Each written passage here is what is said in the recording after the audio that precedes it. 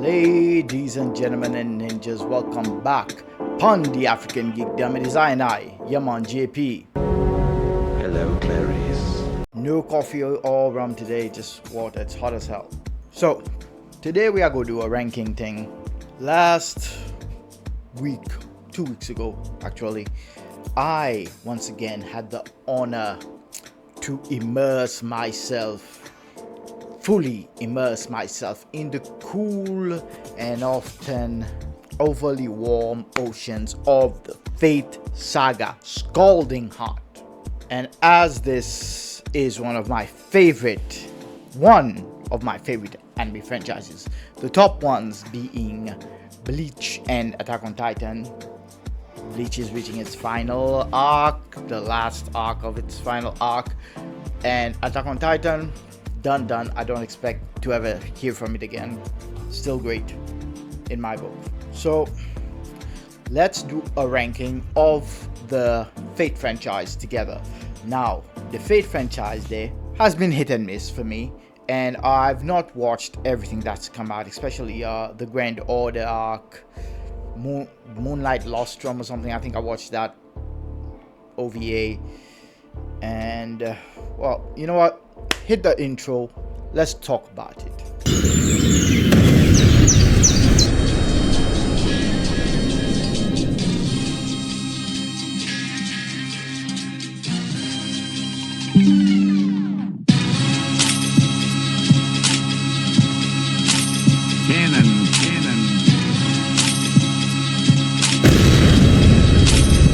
So, this list might not be for everyone, but let me know down in the comments if you agree. And as per always, like and subscribe, my people. So let's begin this ranking. We start at number 8 at the very bottom with one that I could not finish. It was terrible. That is Fate Extra. It's on Netflix, and they seem to have the license for it permanently. There is a reason for that. It's not that good, or it's terrible. I can't even remember the main protagonist's name. The only servant I remember showing up, and I was very happy he showed up. That's Robin Hood as Archer.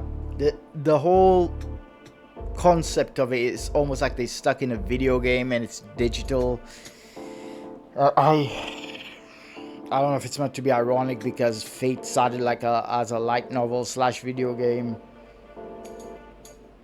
I didn't get it. I couldn't finish it. I tried, and I'm a big fan of the Fate franchise. Actually, I would say the only reason I have this Netflix subscription that is paid for by my wife is because I found out that Fate Extra was on Netflix. Couldn't find it on Crunchyroll, so there you have it. Found it there, and couldn't finish it. Could not. So it's pretty low on my list of Fate anime. Next at number 7, I have Fate Grand Order Absolute Demonic Front Babylonia. Probably why it's at the bottom. It's at this level because of that long and exhausting title. I can never remember the title of this one. I always just call it Fate Grand Order, but I know there are several Fate Grand Orders out there floating in the ether. This one, it's not that I couldn't finish, it's that I did not finish it. This was to me the most shonen of all Fate anime. It gets good points from me because it had Gilgamesh back in the days where he was still king, not yet a servant. It has some time travel elements. Not really a fan of time travel, but one could argue the entire Fate franchise is about people from the past time traveling into the present, or from the future into the present. Again, did not finish it, not because it was bad, but because at the time I was watching it, girlfriend was pregnant, and I think she was about to have the baby, and then I just couldn't get back into it. Same excuse as with Fairy Tail. It was around that time I was watching both. So at number 6, Fate Lord El Malloy. This would be considered a spin-off. Lord El Malloy II, Case Files, or Real Zeppelin.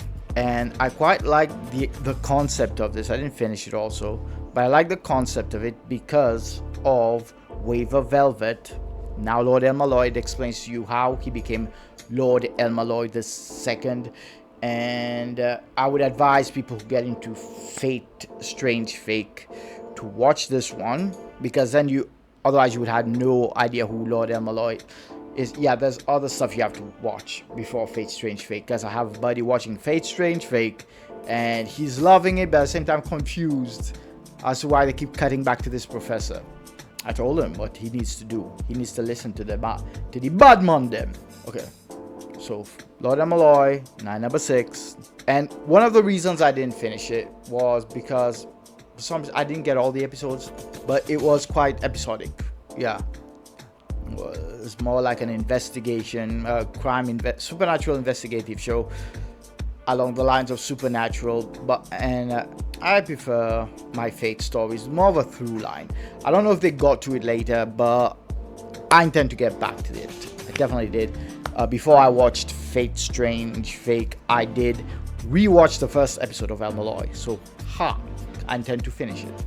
And at number 5, my daughter might get pissed at me with this one, I put Fate Stay Night Unlimited Blade Works.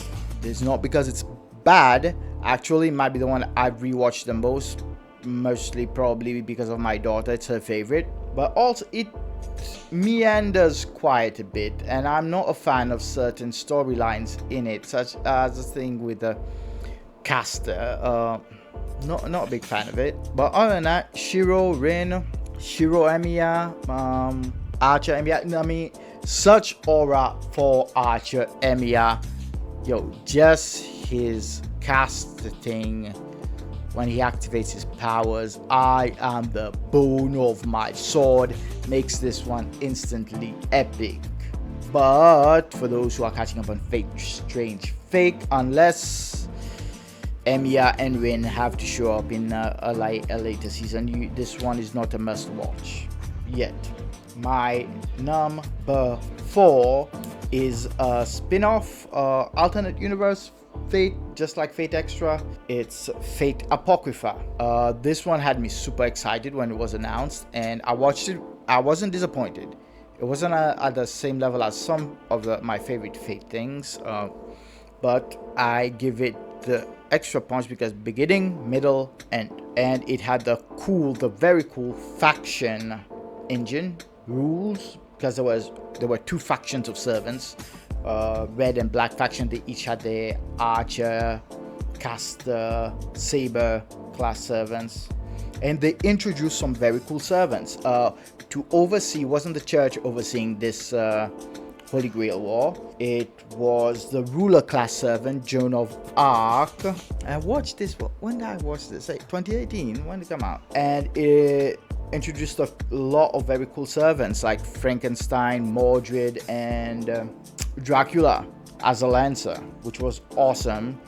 Yeah, you should watch it. Okay, there's a fight between Siegfried and the goddamn sun god or something. That blew my mind. And at number 3, I have the very new, very fresh, very sexy Fate Strange Fate with its animation, god level animation. Yes, Fate Strange Fate, watch it. It gets extra points from me because it starts with the first servant being summoned being Gilgamesh in all his grand arseholery, being an asshole and looking down his nose at everyone around him. Fate Strange Fate did not disappoint. The animation studio behind it got the assignment. They knew exactly, they got the vibe right. It feels like a Fate show. It feels like Fate Stay Night.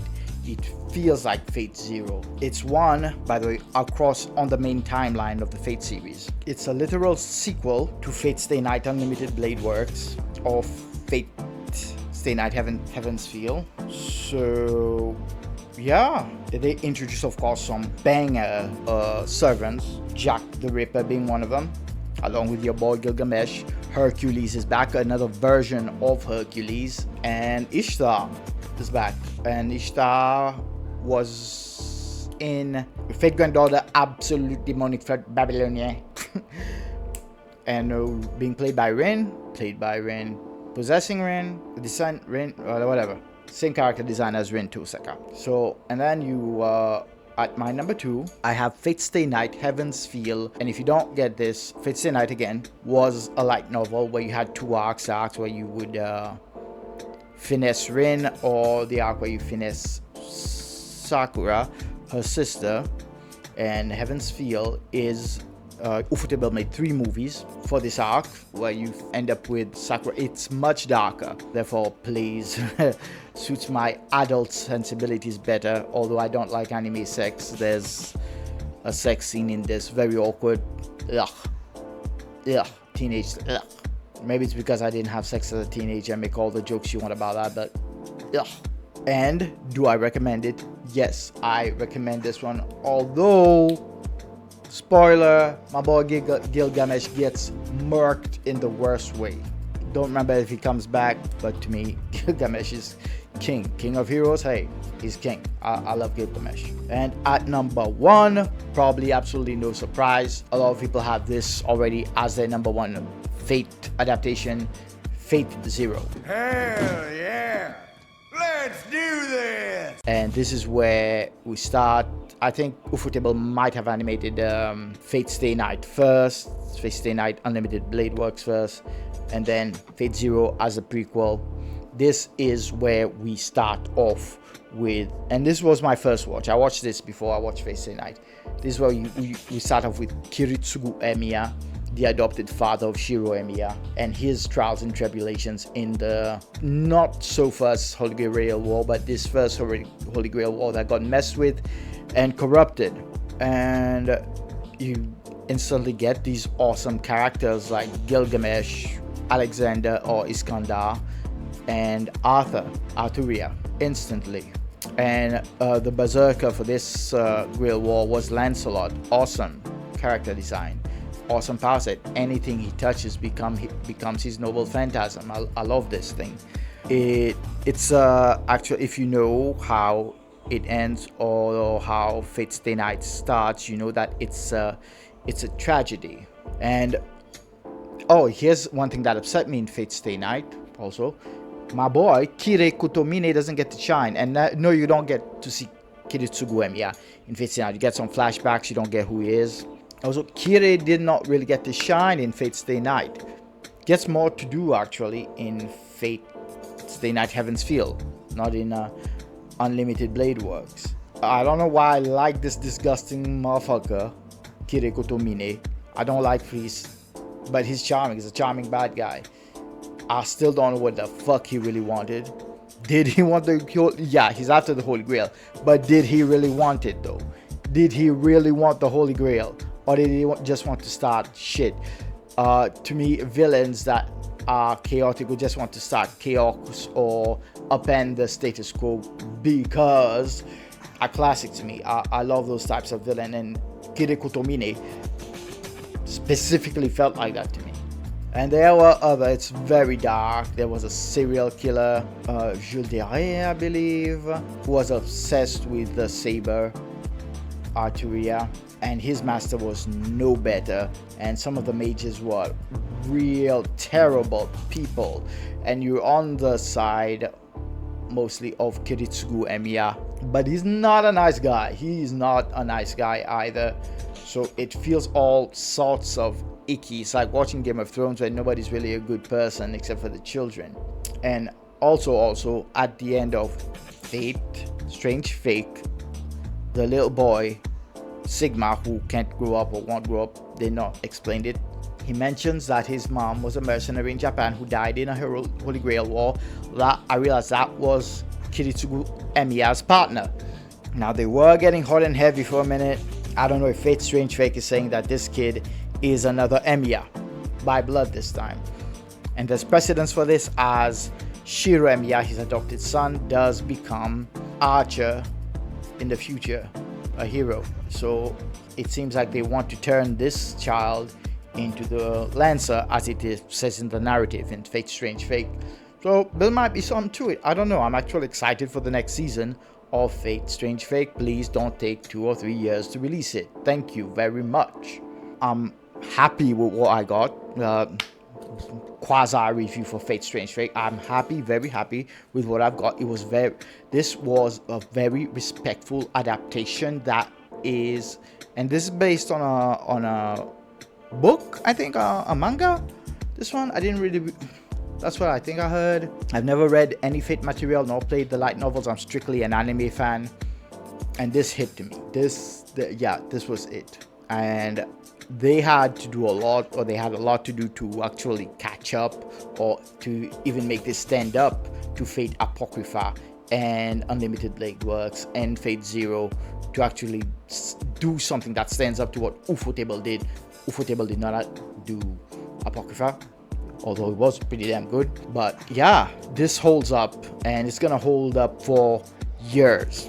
This is a thing that you can watch 10-20 years down the line. So good work. Was it A1 Studios? Whoever animated this did an excellent job. So that has been my ranking. Let me know down in the comments what you think, what you would change, what you like, what you don't like, and yeah, I'll respond to your comments. So this has been me, your man JP on the African Geekdom. So live long and prosper. May the force be with you. May the odds be ever in your favor. Wakanda forever, my ninjas, and never forget, apes together strong. Catch you on the next one. Showing.